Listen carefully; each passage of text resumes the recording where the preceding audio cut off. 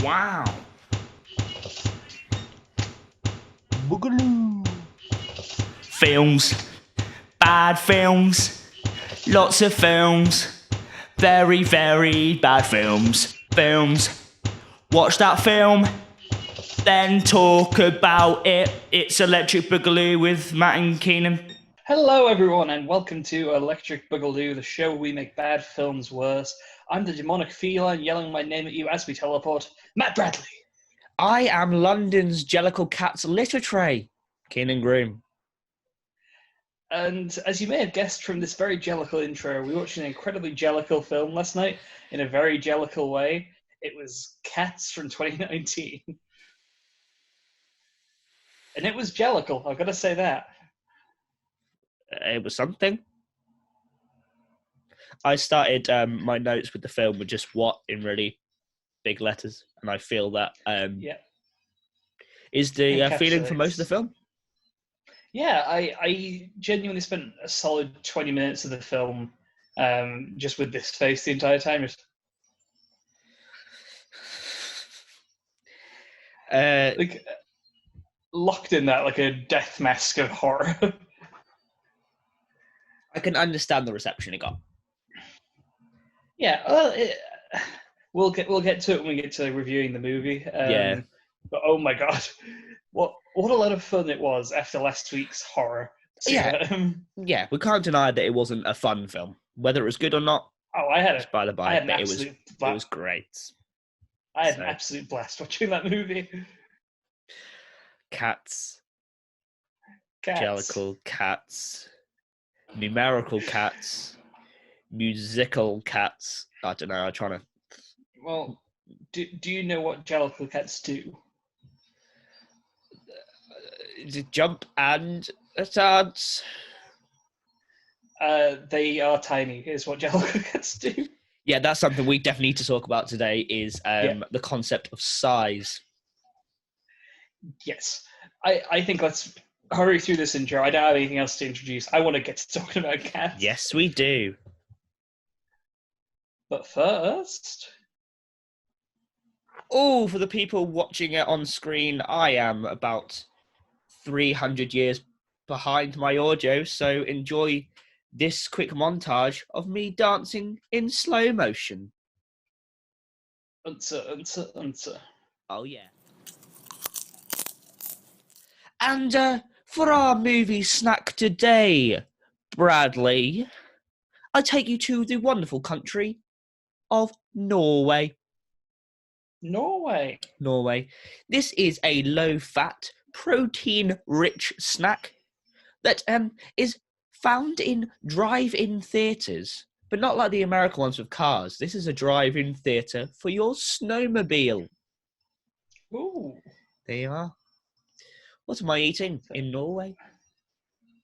So it's a dried, protein-rich snack that we're eating in a snowmobile theatre. Yeah. I'm gonna go with reindeer jerky. That's 2 for 2. Oh, I am good at this game. Dried reindeer is commonly eaten in drive-in theatres in Norway. There you are. Remember when we used to do this on the radio and you'd have a quiz every week and I would be terrible at it? Yeah. I was just trying to make you seem better than you are. Yeah, finally I feel smart. Yeah. Which there you go. After watching Cats. That is my cinema snack of the week. You're welcome. It sounds all right, to be fair. Yeah, venison jerky. Yeah. It's supposed to be a delicacy, not a delicacy, like a common meat in the Slavic countries. Slavic countries? Baltic countries. The North. Nailed it. What a... Got it. That's what they call them.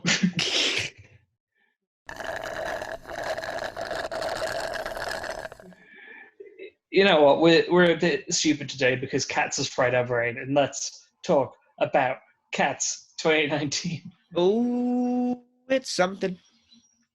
The film opens with something very important to remember for later, and that is the main character Victoria, who is a white cat played by somebody She who I'm is not. a Kenyan ballet dancer. Is she really? Yep, let's get up her name. Francesca someone. Victoria Victoria the White Cat, Cats. played by Francesca Hayward. Yes, that's correct. That is an English ballet dancer. Oh, she's from Kenya. I apologize. Yeah, we're born in Kenya. From Kenya. Fair enough. Could mean different things. So, anyway, she is dumped onto the street where all the Jellicle cats live by humans. Yep. And that is important to remember because it means humans exist within the world of cats. Yeah. That is an important point. But, the Jellicle cats sing a Jellicle song about what Jellicle cats do, which has the phrase Jellicle in it about 1 million times. And cats a lot as well. And cats a lot, yeah. You sent me a message saying roll credits 1,000 times. Yeah, because they definitely said cats too many times. Yeah. I still don't know what Jellicle means. Let me have a look at the definition of Jellicle or whether it applies to this film or not. I will. Yeah, I think it might just be a nonsense word that T.S. Eliot made up, but Jellicle cats are a fictional type of feline from T.S. Eliot. Jellicle means it's a contraction of dear little cats and pollicle dogs, which means poor little dogs. So it's like I don't know. It's from Eliot anyway. Fair enough. So it's a nonsense word essentially. Yes. Like this movie is a nonsense movie. Mm-hmm.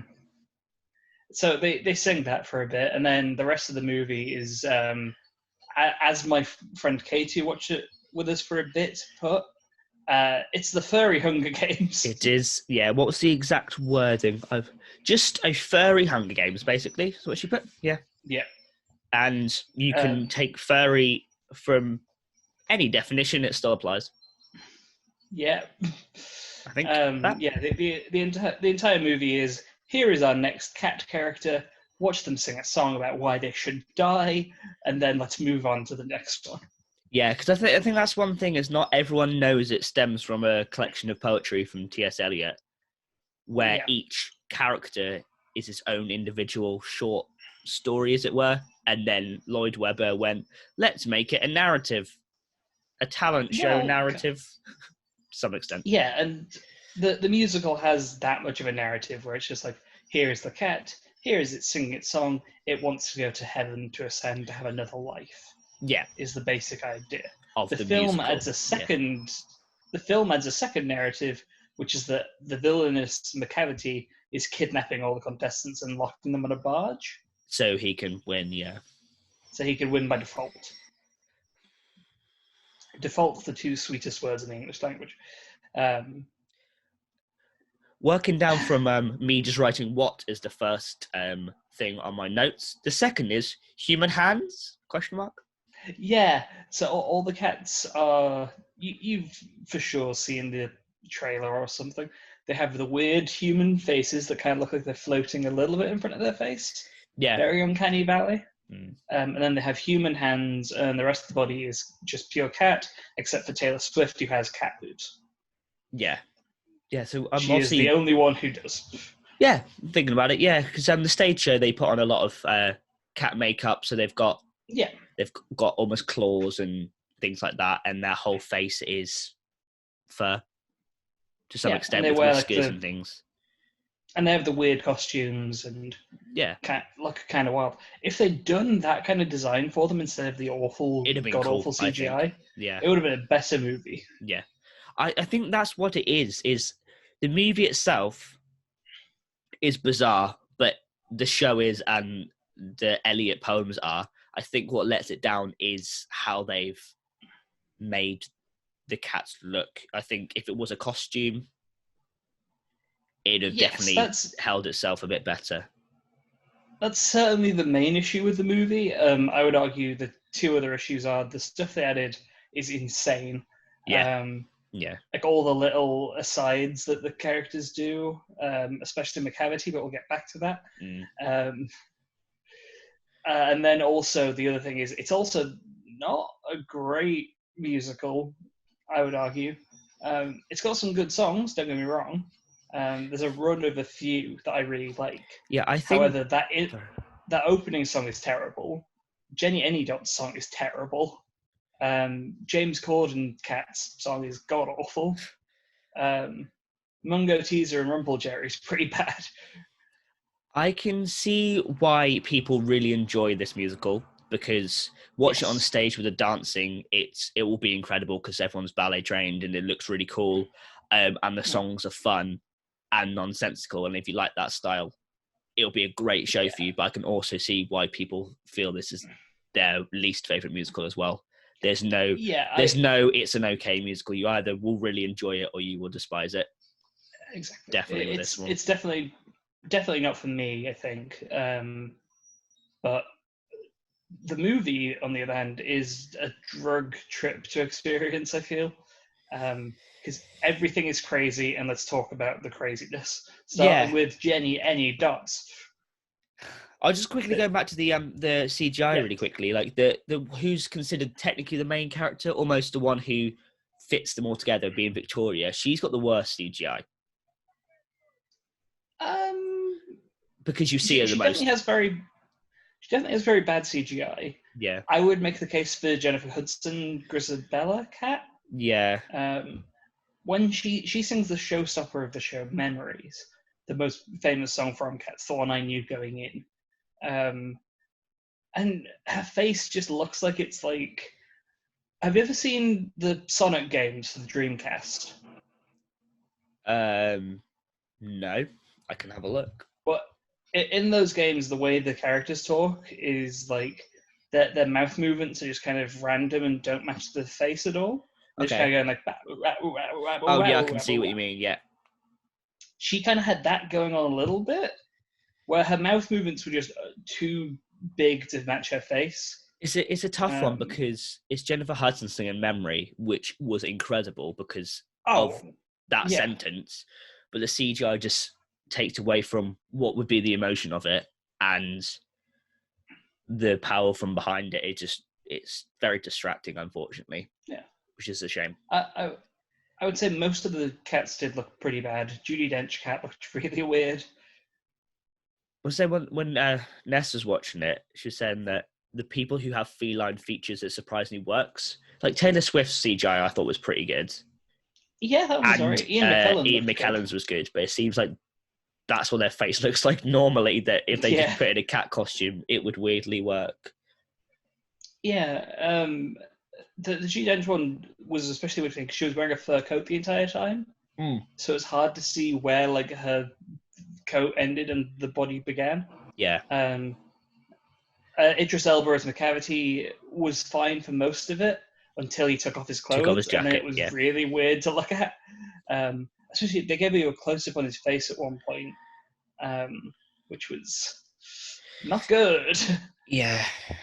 It just poses the question of how do they get so many well-established artists to do this film and to accept you're going to be a CGI cat. I mean, money. There's money to an extent because this film wouldn't have.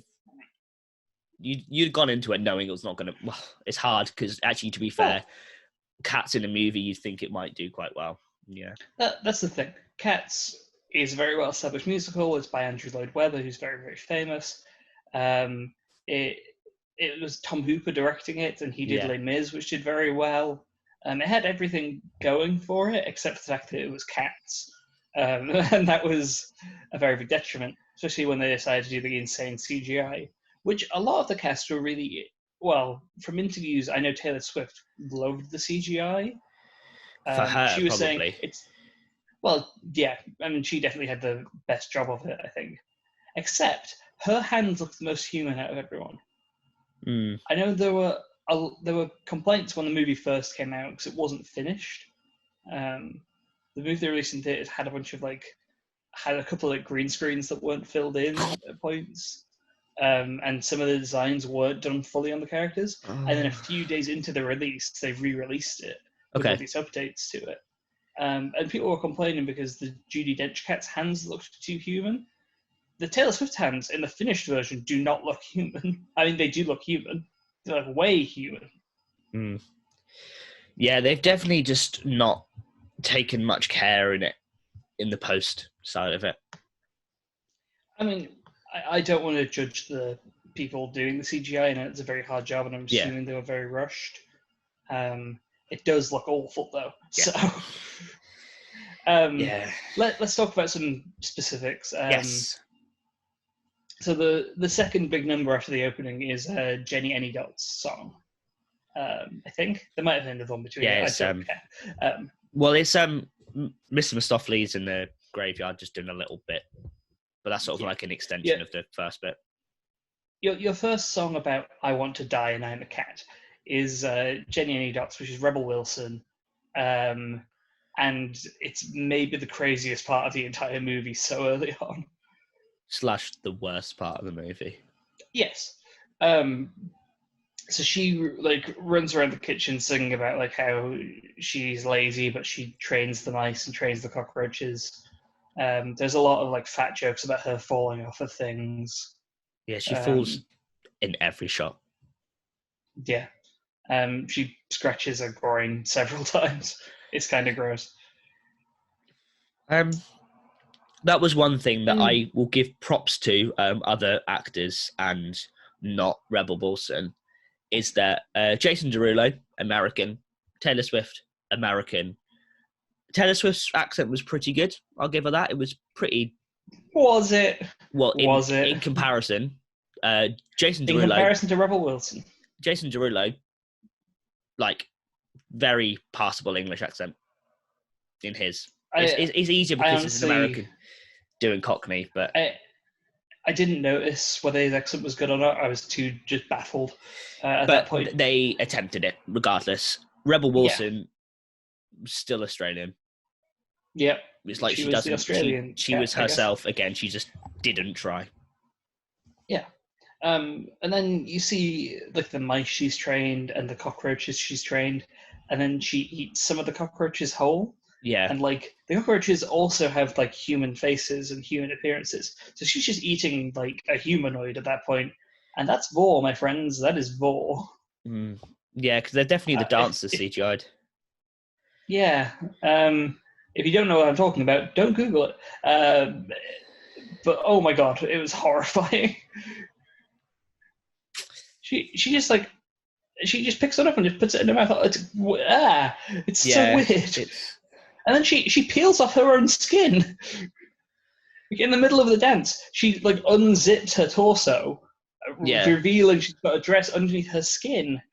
Yeah, she's wearing like a... Does it again later in the movie. Hers is the worst character. Horrifying. Definitely. For me, the worst character. That song is also not very good. There's not a lot going for it. And then that ends, and then instantly, like no turnover, Jason Derulo shows up as Rum Tum Tugger, which is the best character name in the movie. Oh, his song was great. Yeah, I had a great time with this. It was insane, but I had a great time. Yeah. He's like talking about how he's like a contrary cat. He like someone lets him in, someone lets him out. He wants to go the other way, whatever. And then it's just a Jason Derulo just dances and does the Jason Derulo thing, and he gets right up in the camera and it's like, yeah.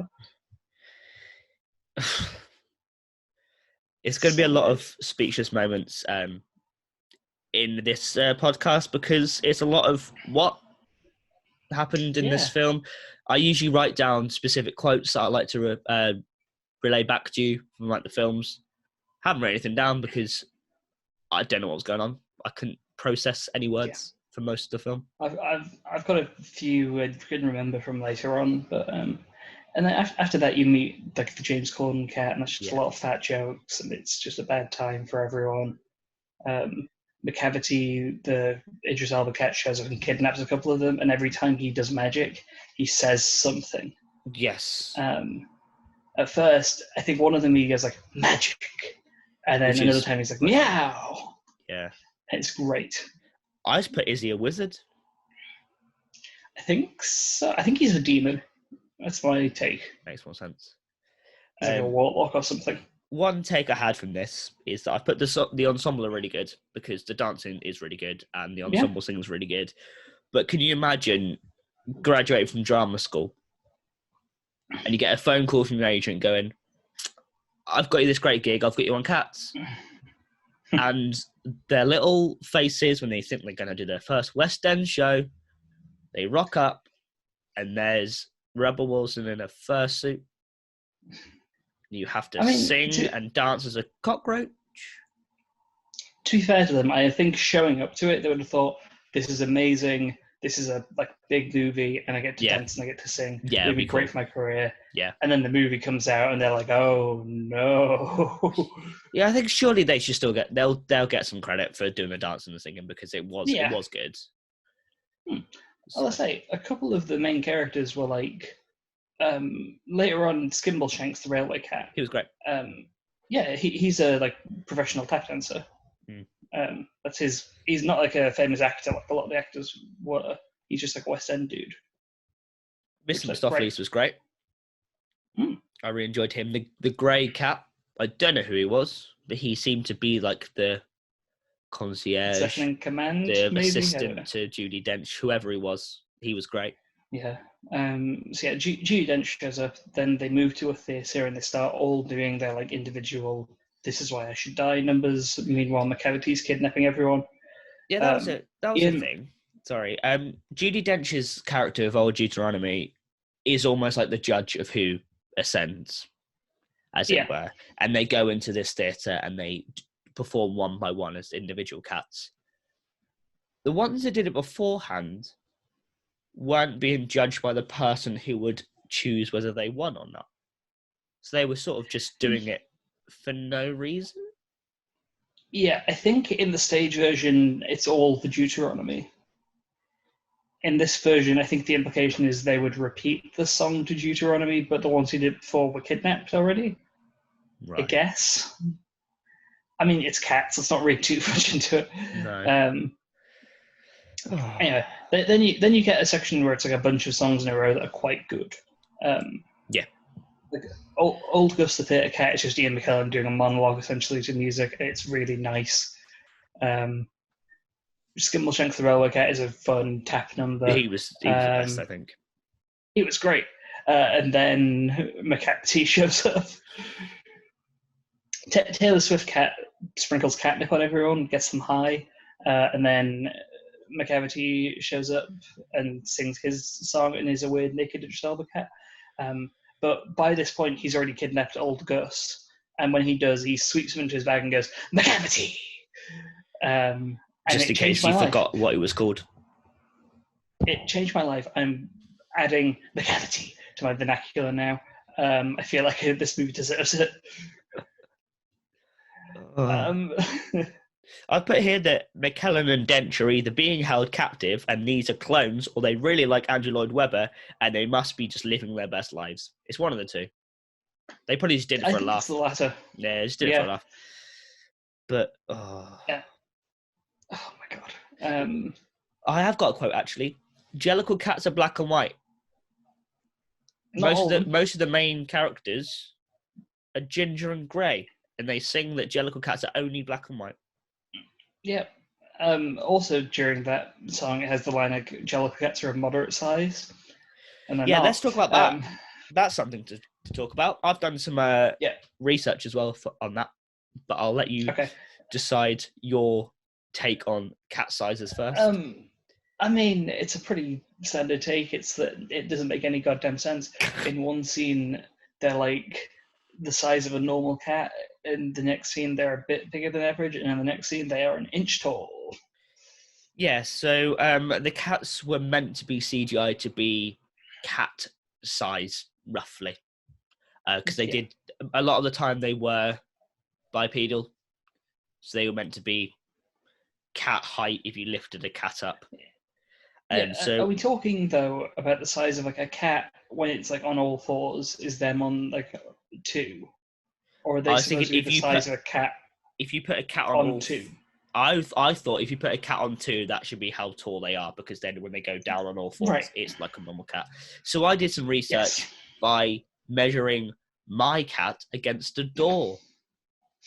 Because at one point, when they were doing their little thievery, the cats were against the door that a dog was trying to get into, and there's those doors that you have the almost like the little window panes on, and they were up to the bottom of it. My cat is small but long. She goes 1/3 up a normal sized door. Yeah. And I wouldn't consider her a massive cat. No, I've met your cat. It's a normal size cat. It's a cat of moderate size. Yeah, and that's what, double the height of where the cats were against the door? Yep. And then you noticed about the railway, didn't you? Yeah, but staying on the thievery scene for a second, this is a Munga Jerry Rumble teaser, which is a sentence I keep having to say.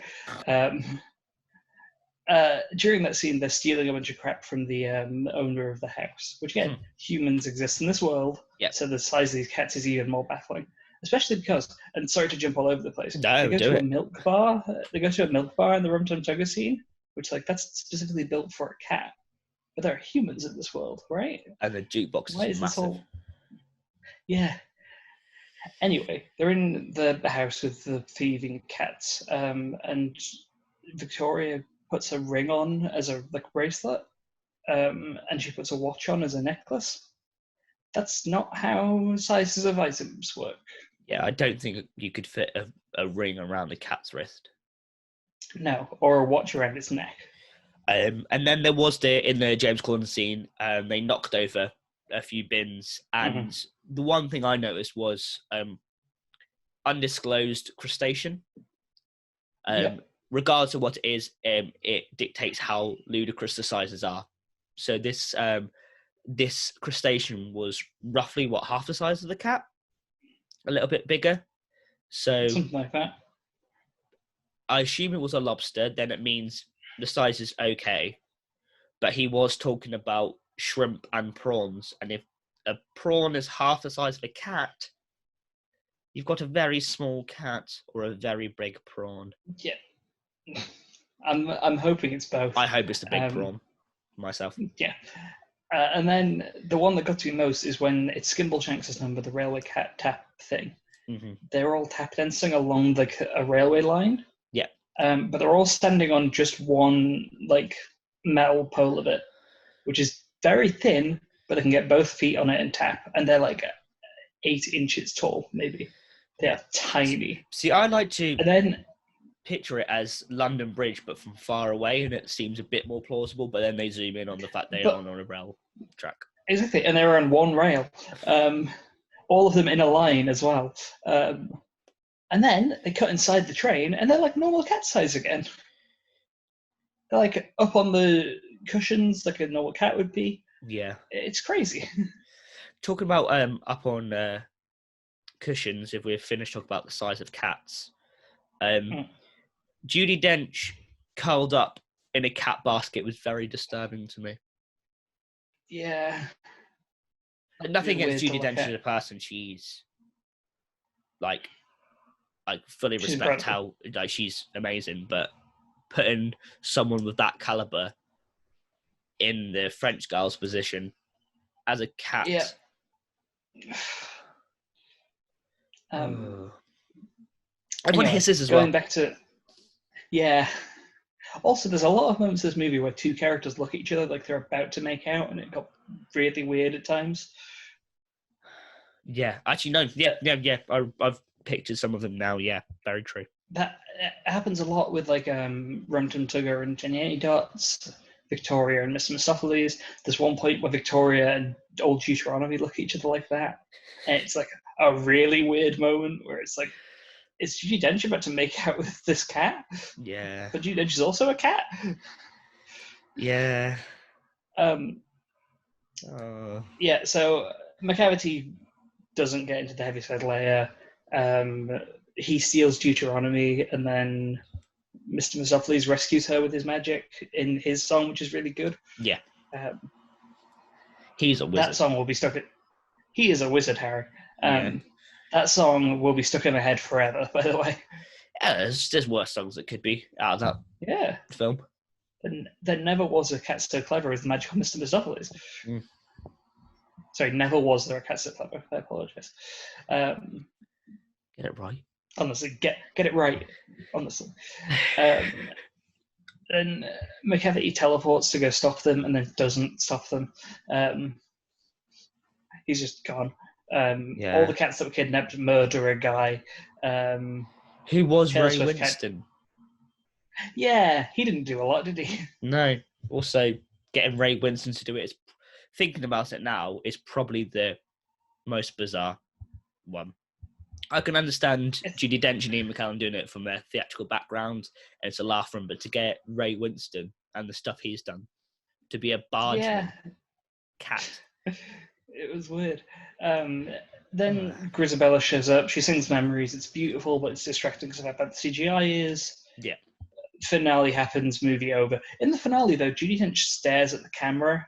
Oh, she does like she's some weird soliloquy, doesn't she? Yeah, she fully fourth wall breaks. It's quite disturbing. That was the take from it. She does a whole monologue to the camera, addressing the humans about these Jellicle cats, and the moral of the whole film was, cats are not dogs. Yeah, it's like, don't call a cat a dog. It's like, I wasn't going to. Just in case you didn't know, cats aren't dogs. Dogs might be cats, like jacuzzis and hot tubs, but cats aren't dogs. Are you saying that all dogs are cats, but not? Yeah. All cats are dogs. Yeah.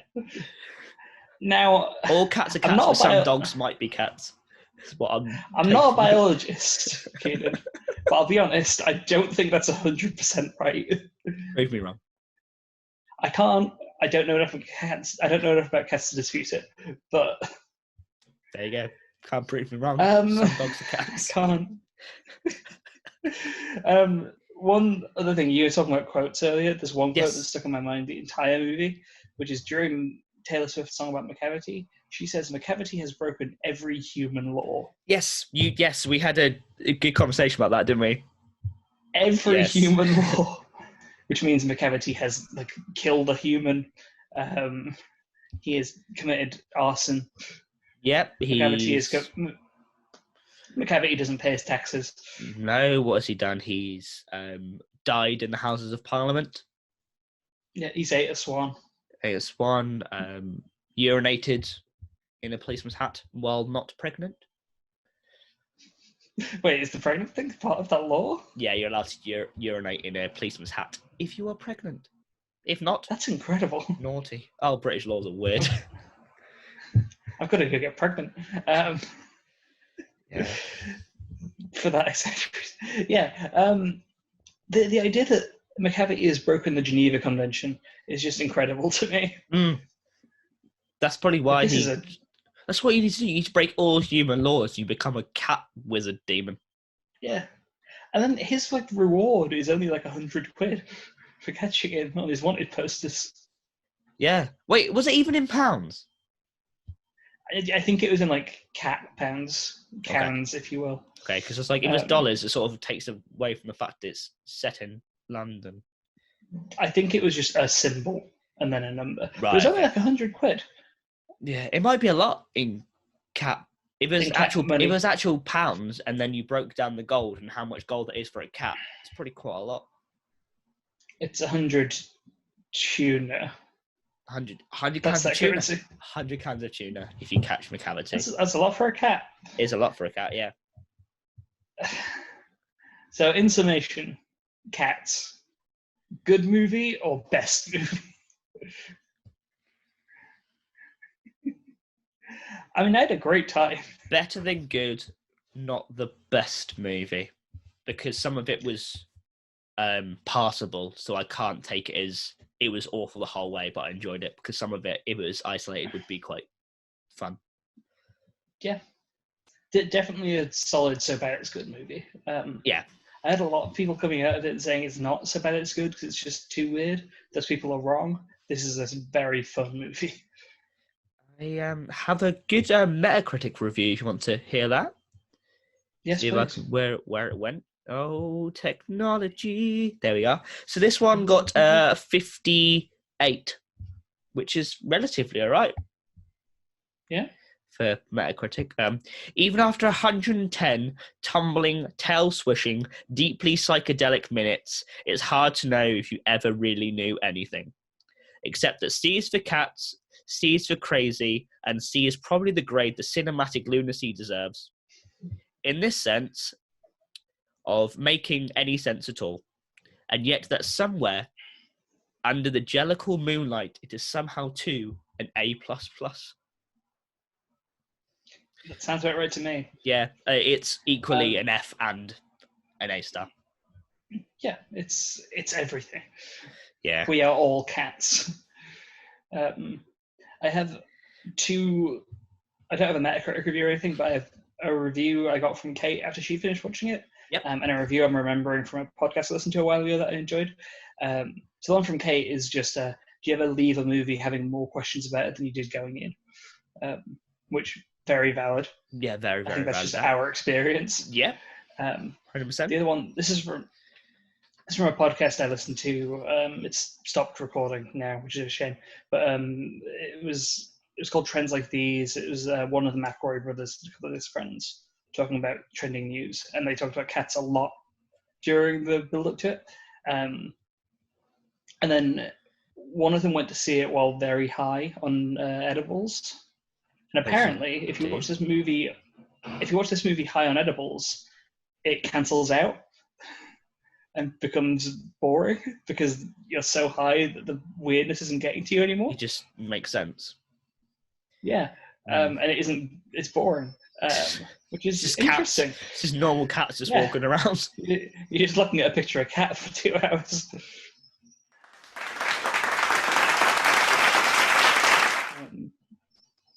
So at this point in the show, I would like to slow things down a little bit, bring us back down to earth. And I want to talk to you about some philosophy or filmosophy. So I've got 3 quotes from the man who made this all happen, Andrew Lloyd Webber. Lloyd Webber. Okay. Yeah. So. Body's ready. Okay. I think it's important to acknowledge the mistakes you make in life, because it's really through those that you learn things. Which I think is pretty good. I think we can all learn to make mistakes and learn from them. Makes sense to me. He definitely didn't come up with that, but I'll let him have it. Whatever. I don't think I am that materialistic, actually. Obviously, at home in the country, the art collection is important, which I think is pretty deep, pretty important to think about. You know, it's a pretty interesting thing we can learn from ourselves there. Andrew. And lastly, I loved medieval architecture when I was very small. I don't know why. And I try to live by that. I think it's an important thing to try and learn from, just kind of consider about ourselves and the world. I do Namaste. Like medieval architecture. I mean, yeah. Namaste. Namaste. Yeah. What's your favourite medieval form of architecture? For me, yeah, it's the good old-fashioned arch thingy. That's what they call it. It's I like a good castle turret or a portcullis. They're pretty interesting. I wouldn't call portcullis architecture, but you know, good bit of metal. I just like the word. I like the word portcullis. Yeah. Good word. Favourite medieval weaponry? I like a trebuchet myself. I'm a fan of a flail myself. Oh, that's a good one. That one. See, that's what I know off the top of my head because I'm a big old nerd. See, here on Boogaloo, we don't just teach you about films; we teach you history. Yeah. In particular, medieval weaponry. Yeah. Nothing more, nothing less. Join us next week when we talk about ancient Roman spears. Here's a hint for you: they are sharp. Yep. You learn something new every day. Yeah, so let's try and make this film worse somehow. Yes. What idea have you got for a new movie, Keenan? Pitch it to me. Right. I like to do this when I haven't thought of anything. Let's see what comes into my brain. Yeah. Pigs. Okay. Good start. This movie's called Pigs. In the movie Cats, they perform a talent show to see who goes to cat heaven. In this movie, pigs, they take part in a sports day to see who can become this year's hog roast. Okay, so is it instead of like singers and actors, it's all like athletes and Yes. So they all sports people? compete at the same time rather than individually. And the cast, I hear you ask, playing the speedy pig. I want to do it where the athletes aren't actually comfortable with what they're doing. So rather than having someone like Usain Bolt be a sprinter, I have Rebecca Adlington, the swimmer. She's got to learn to use her legs for running instead of swimming. Fast one, and she does very well in the sack race, so she gets the points for the sack race, which is very bizarre because all the apples are in the sack as well, and yeah, and you see Mo Farah, he gets knocked out on this one because he's too busy eating the apples in the sack race. That one. Then let's see. It's his sack is full of corn, actually. Yes, corn apples, meatless apples. He gets, and he does a little advert. He does a little piece of camera halfway through, and since he's too busy advertising apples, he loses the race. Apples famously normally full of meat. They are. Pork, you never heard of a pork and apple sausage? The sausage is made of an apple. The pork is from the apple. It's also made of an apple. Yes. The egg and spoon race. That is won by Chris Hoy. Okay. But he is actually a bike. Wait, is he a pig with bike legs? He's a bike with pig legs. And you know what the horn is? Okay. It's directed. I was like, since when did pigs have horns? Unicorn. It's directed by Sebastian Coe, former athlete, now commonly known for his charity work. He also stars in it. And he wins the throwing the beanbag the furthest. Have I frozen? Yep, like Elsa. You'll be back soon. Oh, yes, that's better. Just me. Oh. Hello. The people listening, it's just me now, which is probably better for everyone. How's your day? How's it going? I hope you're enjoying it. I hope the kids are good. And I hope you have enjoyed your casserole you had last night. So my camera's just gone. That's all right. We can still hear you. I'll pretend to be you while you're speaking. So I think that's all I need to do for my film. It's a pig sports race, sports day, and individual people win certain races.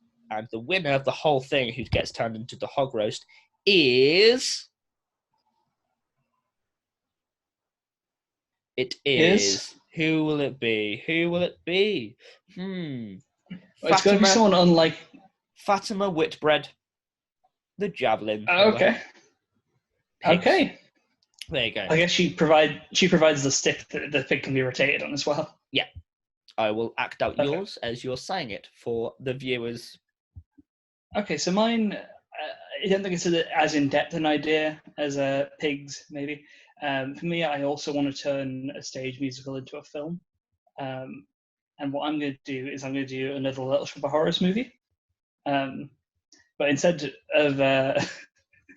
I'm loving this display. But instead of it being a big puppet plant, like it was in the original movie, we're going to have this be fully CGI. It's going to be really awkward, bad CGI-looking cats. So playing Audrey 2, it's going to be Morgan Freeman. And it's his face awkwardly stretched over a giant plant. Oh no! So it's actual plants. Oh no! No, so it's like it's reverse cats. No. It is a CGI plant. Okay. But they've done a full CGI plant and like animated the entire thing. And then in the last week of editing, awkwardly stretched Morgan Freeman's face over it. Rather than just voice acting. He is also voice acting it. which means you get to hear Morgan Freeman sing "Feed Me," which would be pretty fun. Oh, so it's exactly the that's same, exactly the same songs and stuff, like Cats, but it's Yeah. Yeah. Oh, well, they have to add one song because every musical film adds a new song so they can be up for an Oscar. Yeah. Which is why in the original Little Shop you added Mean Green Mother. Mhm. And in this one, we are adding a new song, which is called Allergy Season. Okay, and who sings this one? This is a duet between the dentist and Mushnik, Okay. who would never meet in the original, but they do in this No, version to sing Allergy Season. No, they don't actually, no. And the dentist is going to be played by Timothy Chalamet. Very which young, is terrible casting. very young choice for a dentist, but okay. Yeah. There's going to be a huge age gap between him and Audrey, but the opposite way to what you'd expect. Let's Timothy work Chalamet out. is playing. Sorry, while you're talking about this, I'm going to work up the technicalities of this. Yeah. Timothy Chalamet is playing the dentist, and playing Audrey is going to be Patti LuPone.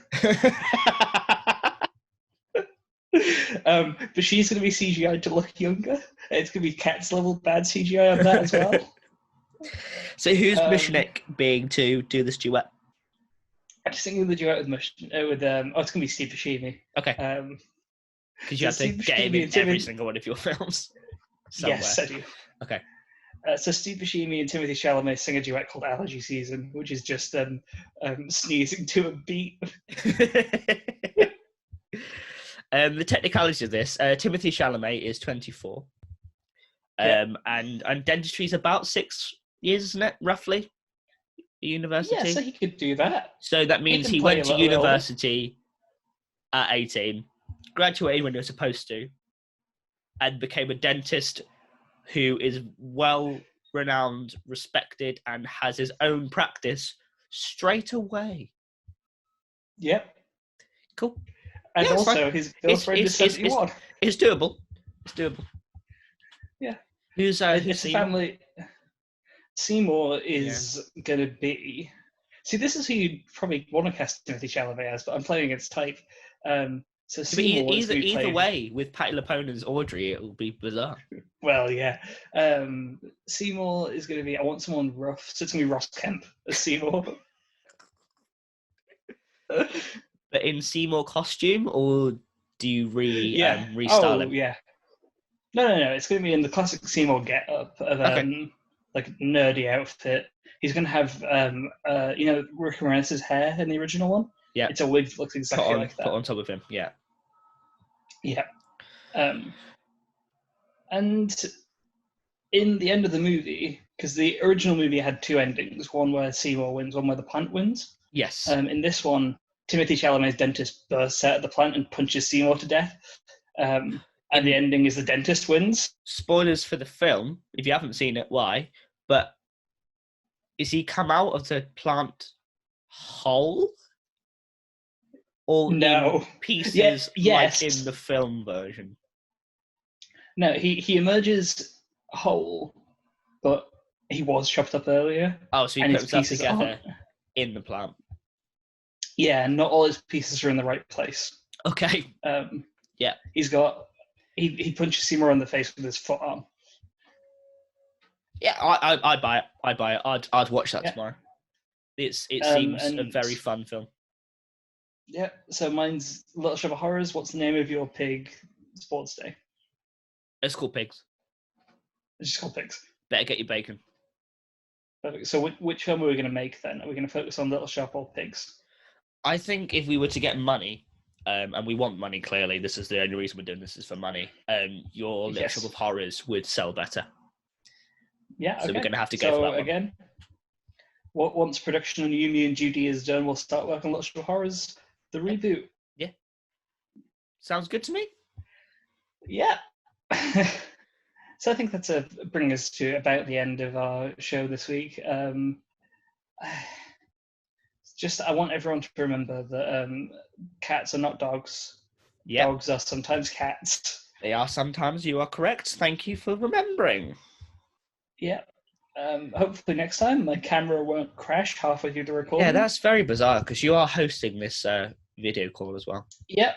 I turned off my camera and I tried turning it back on, and it said, "I will not let you turn your camera back on." So thanks, Zoom. Oh yeah, you're doing us wonders. Thank you very much. Yeah. So yeah, make sure to give us a good rating, leave us a comment if you liked the thing, subscribe to Liquid Eagle. Yes. We'll have more fun stuff up for you soon. Watch our other videos, and I would like one person who listens to this to go on the Holodaddies advert and comment, Matthew has a lovely bread selection. It's true, I do. And that just shows that, one, you care, and two, you've actually listened this far, which, if you have, are you okay? And that's gonna do it for us on Electric Boogaloo. Keenan, would you leave us with the famous outro? Yes, I will. Electric Boogaloo comes from me and you. Fridays past 2 films. Thanks for listening. We'll see you next week. Cheerio.